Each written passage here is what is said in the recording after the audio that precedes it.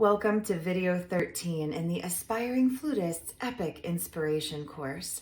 It's time to talk about how to learn your flute repertoire with a sense of style appropriate for the specific composer and the musical era with which your piece is associated.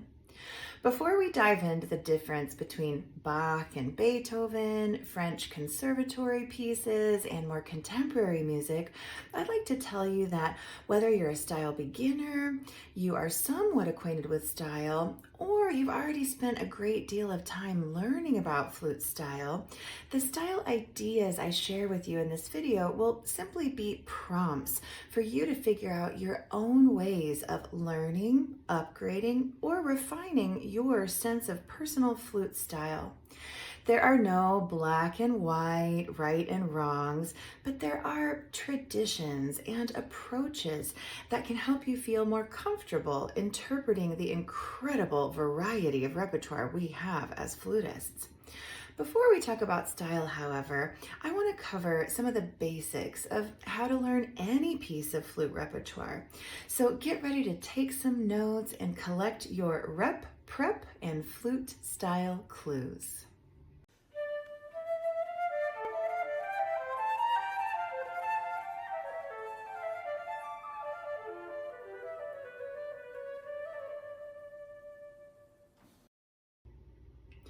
As a young flute student, I didn't have many references for how to prepare my music with style. I didn't grow up going to the symphony or the opera or knowing about different classical music composers. In fact, I once found a CD that said Beethoven on the cover, and I sincerely thought to myself, I wonder if that's the same Beethoven from youth orchestra. I also remember one particularly traumatic audition in which I was playing Mozart with correct notes and rhythms, but without any sense of stylistic context, and the conductor cut me off mid-page and said, "Let's not insult Mozart any further." It took me many years and a therapeutic viewing of the movie Amadeus before I was willing to go anywhere near Mozart again. Eventually, I started understanding that different pieces of flute music should be prepared and performed differently. But my strategies at first were quite simple. I noticed that great flutists sounded what I called fancy, and that if I played snooty patootie, I sorta kinda sounded like I knew what I was doing. My best inspirations, however, came from the VHS tapes of Disney movies and musicals that I checked out from my local library. Even though now I have a more extensive musical education and a much more academic perspective on style, I still use simple strategies like thinking of Disney movies and musical theater characters to help me connect with a sense of style, and I don't think there's anything wrong with that. In this video, my goal is to give you a nice combination of simple tips and tricks to wake up your sense of style, along with recommendations for more traditional methods of absorbing aesthetics and style. We'll cover the different musical eras and talk about ways you can infuse your practice with a sense of style to fit each of them.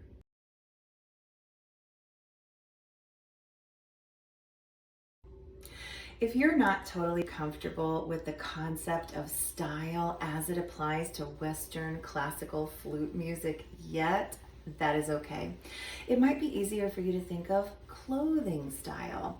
Clothes are a little bit easier to understand. The color, the fabric, the general vibe, these are all means of personal expression.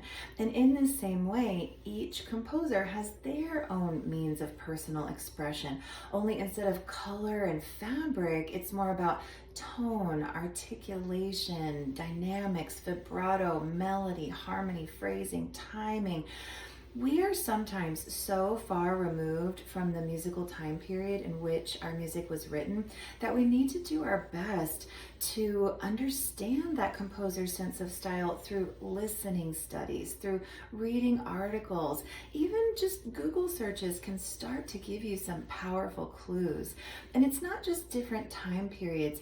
Every composer is a human being that lives in a certain place in the world, that has their own culture, their own backstory, their own emotional and practical motivations for writing pieces. So the more we can understand about that particular composer and their style, the more information we're going to have about how to practice their piece and differentiate it from other pieces that we perform from other musical time periods and written by other composers. When it comes to learning new flute repertoire, there are many micro steps involved. Remember, micro steps have ripple effects, and each and every micro step detail that you learn or practice has a secret sweet spot of understanding that you want to look for. Searching for the secret sweet spots and doing the micro step detail work, these are not all or nothing pursuits, however. When we talk about the elements of BASIC here in a moment, my basic repertoire preparation acronym, keep in mind that each letter represents an ongoing task. B, for instance, stands for breath marks. And you are going to have an initial rough draft of your breathing plan, but each time you practice, you'll most likely be changing your mind about some breaths, deciding you don't need other breaths, and also realizing sometimes you need to add more breaths. Preparing your flute repertoire is not a one and done type of checklist. It's an ever evolving project that you will refine, polish, and intensify every time you practice your piece. The BASIC repertoire preparation acronym stands for B, breath marks. Excellent flutists do not wait until they run out of air to breathe. They breathe where it makes the most sense in the music. It's your job to find the spots that fill you up enough to make this work. Mark all of your breaths, knowing you can adjust your plan later if needed. A stands for all details. Look up and or translate any musical terms you don't know. Gain muscle memory with any challenging passages and thoroughly practice every note, rhythm, articulation, and dynamic marking. Make sure you feel comfortable enough to perform every moment of your music with clarity and confidence. S stands for score study and listening. Learn as much as possible about any piece you are practicing by studying the score and listening to many recordings or watching many video performances, of course. Make a special point to notice elements of rhythm, phrasing, and style that you can include in your practicing and performing. I is for intonation. Playing in tune is an essential element of good flute playing. Practice with drones by using a tuner, a piano, cello drones, or resources like dronetonetool.com. Remember that a beautiful tone is often much more in tune than a lesser quality tone. And finally, C. C is for cues. When you're preparing music to perform with other musicians, it's important to learn the other parts and write in cues, those little small notes, in your part during any long notes or rests.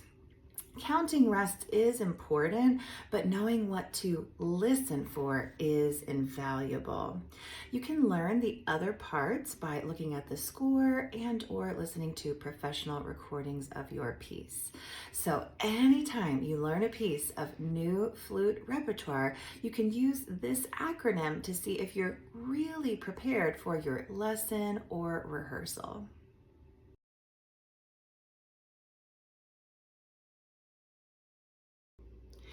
It's time to talk about practicing and performing your flute repertoire with style.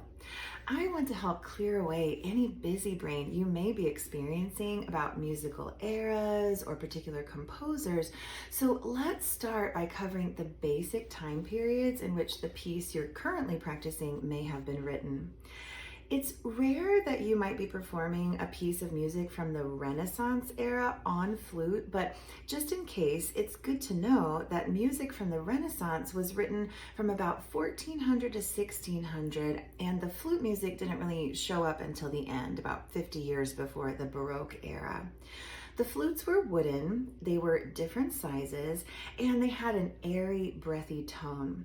If you happen to have a piece from this era, it's probably a chamber work, and I recommend playing it with a sweet, simple tone and keeping an ear out for the harmony changes as you play with other instrumentalists. The Baroque era was approximately 1600 to 1750, and we flutists have many significant pieces from this era, written by Bach, Handel, Telemann, Quantz, Vivaldi, and more. Listening to recordings is especially important when preparing Baroque music, even though there were no recording devices invented during the time the music was originally written and performed. We'll talk about absorbing style through listening studies in the next section, but for now, I just want to say that developing an appreciation for Baroque performance practice by listening to flutists who have studied it extensively is very helpful. The classical era of music was from about 1750 to 1820, and some popular classical era composers for flute were Mozart, Haydn, Debian, and C.P.E. Bach, although C.P.E. Bach is known for bridging the Baroque and classical eras. When someone refers to the classical era of music, this is more specific than just saying classical music, which could mean any Western art music from the 14th century to today. The Romantic era, with composers of flute music like Doppler, Kuhlau, Reinecke, and Widor, took place from about 1820 to 1900, and the pieces from this era are known for their emotional intensity and lyricism. Flute works, written as exam pieces originally for the Paris Conservatory, were written during the classical, romantic, and 20th century musical time periods, and these pieces are often approached with a particular French style of beautifully consistent tone, lots of colors, and great flexibility.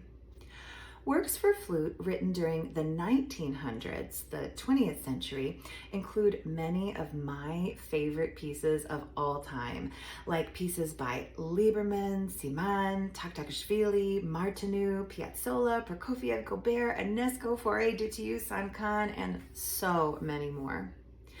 21st century flute music, any pieces for flute written after the year 2000, include an incredibly diverse range of personal styles and many contemporary or extended techniques. Some of my favorite modern composers are Ian Clark, Jennifer Higdon, Valerie Coleman, and Nicole Chamberlain.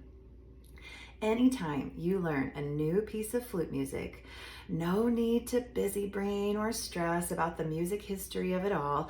Just be sure to look up information about the composer, familiarize yourself with the musical era it's from, and have fun as you learn the best ways you can find to play it with a sense of style.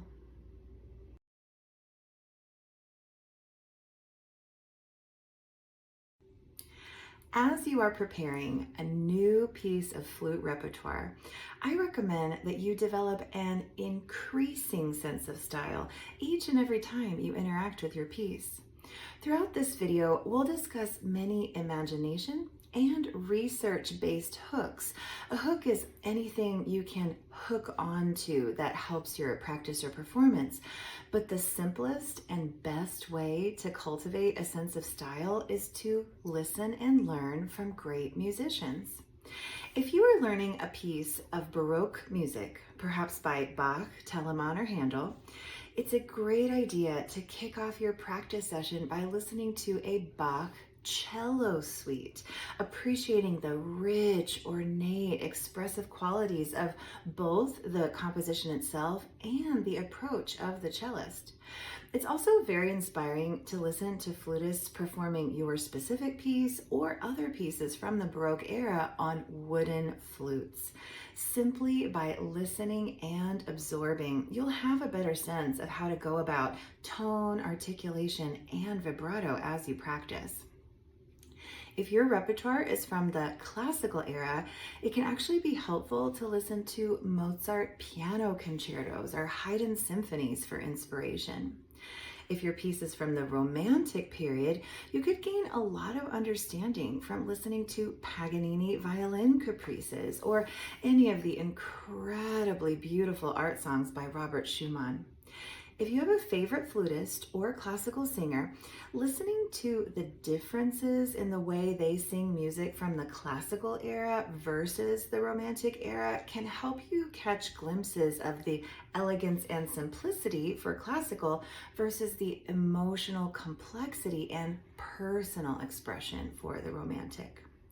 If you are learning a piece of French conservatory flute music, spending quality time immersed in the sounds of Debussy, Ravel, and Saint-Saëns will help you get a feel for the sophistication and sensuality that helps French flute music come to life. Funny side note, whenever I have a student struggling with French style, we watch the song Sexy French Depression from the TV show Crazy Ex-Girlfriend, and they seem to instantly understand how to play their French piece. Whichever musical era your piece is from, do your best to listen to some of the most famous pieces from that era, performed by well-respected performers. The great news, we live in a day and age where finding these pieces and performers are only a Google or AI search away, and the ability to listen to great performances is often instant and free. Take advantage of the incredible resources at your disposal and immerse yourself in musical style.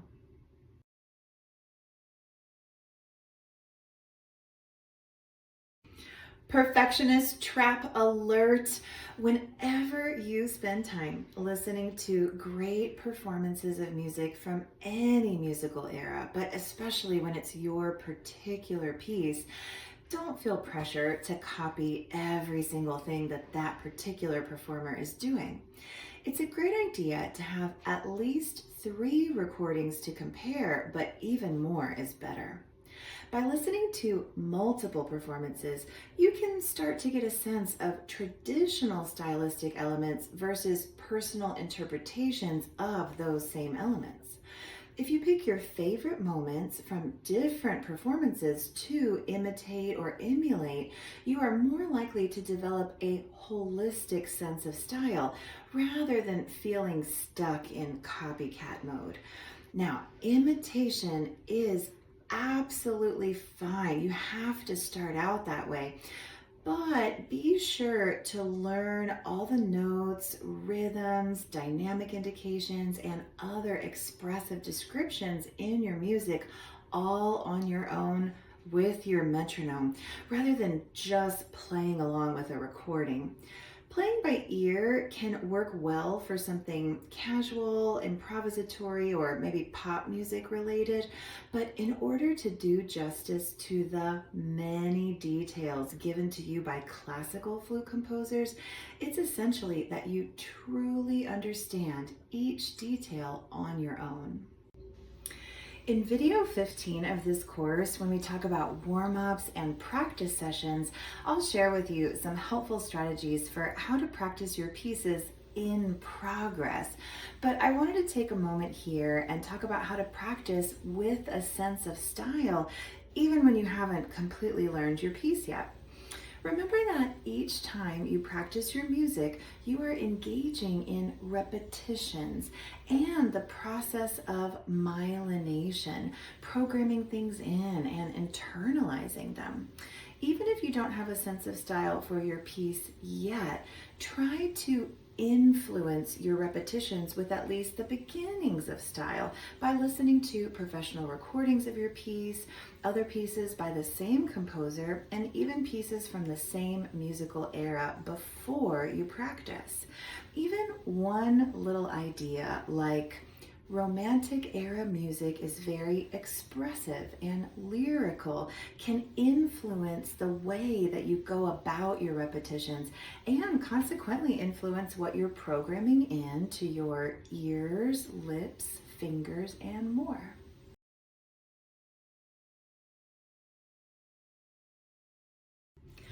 The only way to play a piece in the zone, in the flow, or in what I call sing-along surrender, is to feel like you have bonded with that piece and have something beautiful to share with your audience. Don't do to yourself what that mean conductor did to me all those years ago and feel like you are insulting the composer if you don't know enough about their style. Remember, composers need you to play their pieces. They have given you the blueprint, and your job is to co-create with them as you play your flute as beautifully and clearly as you possibly can and deliver a live version of their piece to your audience. You can't know what you don't know, so try to strike a balance between absorbing style through lots of listening, incorporating any flute teacher or conductor feedback you receive, and your own best attempts at playing the way you think the composer meant their piece to be played. If you're not feeling inspired with a sense of style for your particular piece at the moment, remember, you are only ever a great recording or a really cool piece of research away from feeling more of a sense of connection to your piece and its style.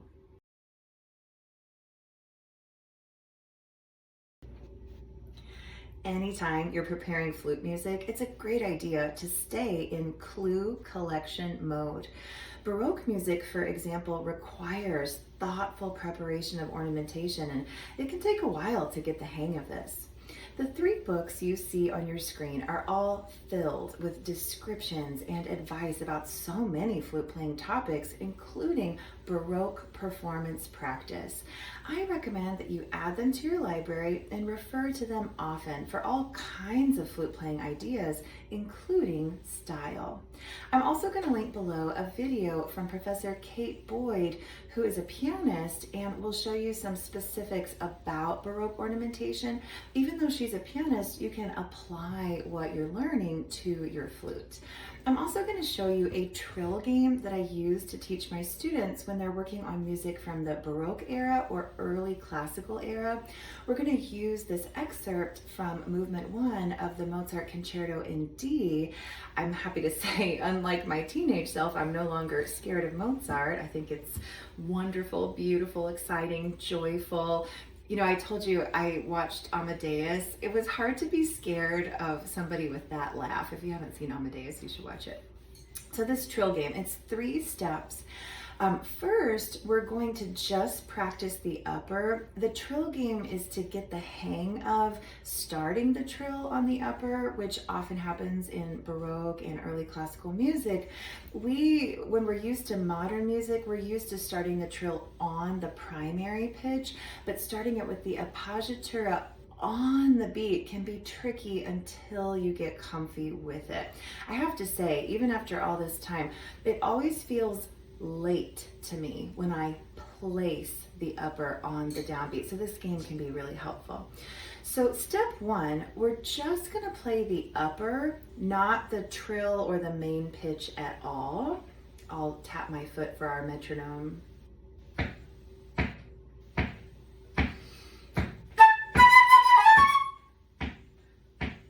Then step 2, we're going to add the primary pitch, but here's the trick. You want to still emphasize, lean on, love on, give TLC to the appoggiatura. That still needs to be the tension before the release. So here we go again. Step 2, it's the upper, then upper was step one, and then the upper resolving to the primary note.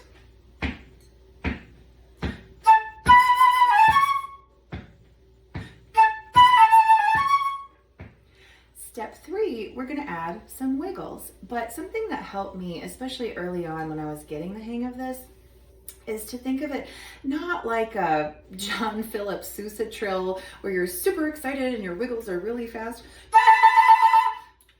That's too hyper for Mozart. You want elegance, and yes, it may be fast, but I like to think of it like little butterfly wings, and you don't have to wiggle all the way to the end of the pitch. So here's all three steps.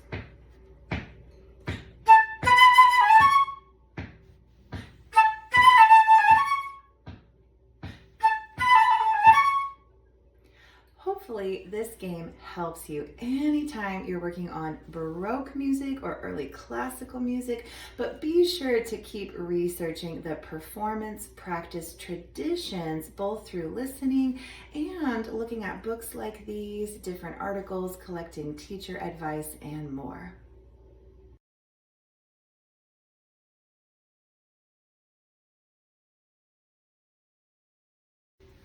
When it comes to 20th and 21st century music, we are so fortunate to have wonderful access to scores, audio and video recordings, and tons of style discussions on YouTube, other social media platforms, and more academic resources like databases with articles and dissertations.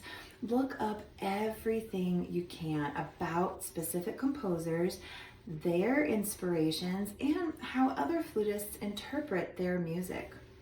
If you're playing the Prokofiev Flute Sonata and listen to every performance of Prokofiev that you can find by musicians of all kinds, you will start to catch the character with which all his pieces are infused.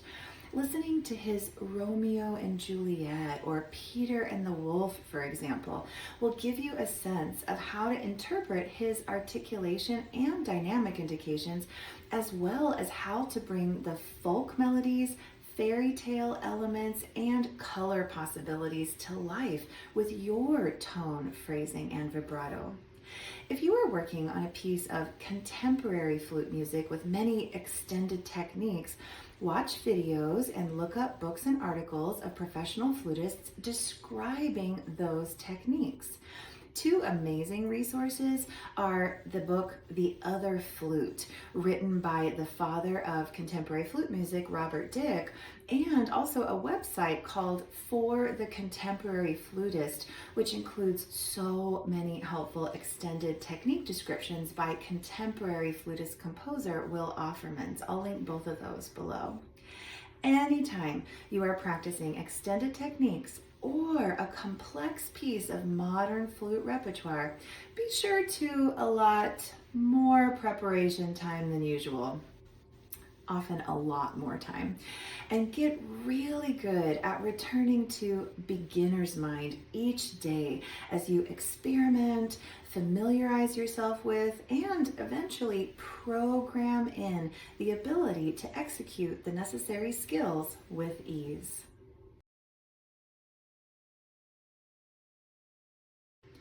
Part of figuring out how to play different flute repertoire pieces with specific elements of appropriate style includes experimenting with flute fundamentals like articulation, dynamics, and vibrato. As you're familiarizing yourself with differences through listening studies, do lots of radically flexible experiments, trying extremes and then looking for your personal sweet spots. If you're experimenting with speech-like expressive articulation and are interested in emulating a wonderful Baroque flutist on your playlist, try your articulations first way too long and heavy, then way too short and dry, and then enjoy searching for your just right length and weight. If you're plotting out your approach to dynamics for your Mozart concerto, listen to lots of music from the classical era and experiment with way too loud, way too soft, and then your just right levels of volume and resonance.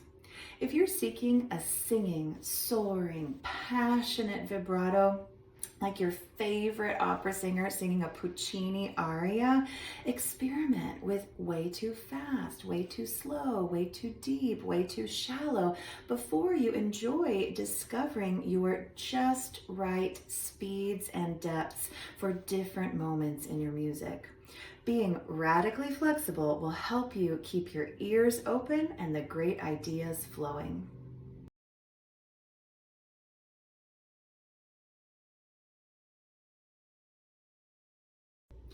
Another way I am radically flexible with myself and my students is through the use of creative hooks for different style approaches. For example, my favorite two hooks for Baroque music are Christmas and Tiptoes. These ideas are influenced by the fact that J.S. Bach, the quintessential Baroque composer, was a deeply religious man, and also the idea that Baroque dancers were often up on their toes. I think of Christmas music because it's easy for me to connect with the contrasting characters of joyful and celebratory versus mysterious and reverent. If you think about the Bach Sonata in G minor, for instance, I could imagine joy to the world or hark the herald angels sing for the allegro for the first movement.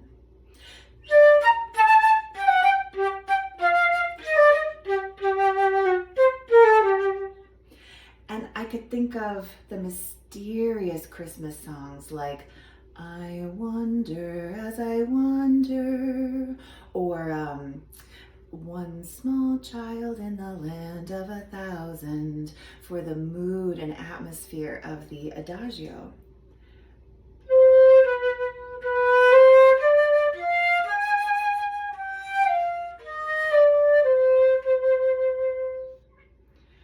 Practicing on Tiptoes has a double benefit of making me feel like a Baroque dancer up on my toes, playing the music with a lifted feeling, and activating my core, which helps support my flute tone.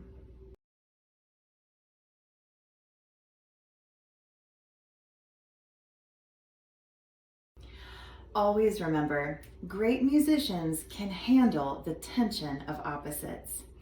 Two sets of opposites I think are essential to embrace when learning about musical style are historical performance practice versus modern flute sensibilities, and more academic style research versus imagination-based hooks. When I play Bach or Telemann, I like to be inspired by the fact that Baroque flutes were wooden and let that influence my color exploration, but I unapologetically utilize the luxuries of the modern flute to play with a richer, more solid tone. When I play a piece of music by a composer from a particular country or culture, I like to learn as much as I can about that composer's background, but I also think it's okay to use loosely related references to help myself connect with the emotional atmosphere and expressive language of the piece. Embracing the tension of opposites helps me enjoy connecting my style ideas to movies like Aladdin, Anastasia, or Beauty and the Beast, and musicals like Fiddler on the Roof or Into the Woods. Even if the composer of my piece was not writing music thought of in that exact same style. Imagination-based hooks that inspire you will always make your music sound more alive and expressive than if you weren't inspired.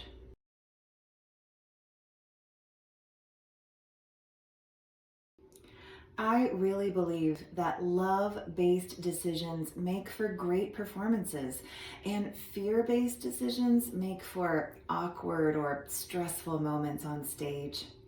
I encourage you to explore any area of interest that helps you connect with a sense of style for your flute music. If you love art, exploring the works of artists that were alive during the same time period in which your piece was written might give you some lovely ideas for your musical interpretations. The play of light and shadow in Baroque paintings could inspire the dynamic contrast in your Handel sonata. The playfulness of a Rococo painting could inspire character and clarity in your CPE Bach Hamburger sonata.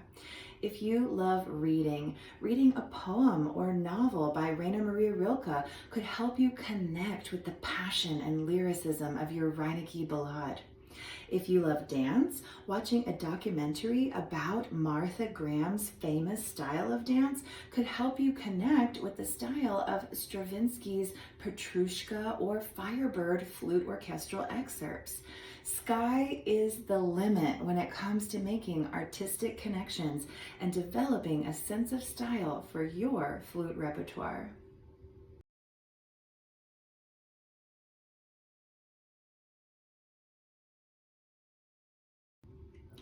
In order to thoroughly prepare your flute music with a sense of beauty, clarity, and style, it's essential for you to develop your flute fundamentals. Check out or revisit the other videos in this course to gain more inspiration on flute fundamentals like tone, articulation, dynamics, vibrato, and more. Visit my website at www.practicejunkie.com to learn more about my other resources and also to find some free PDFs you can download and practice today.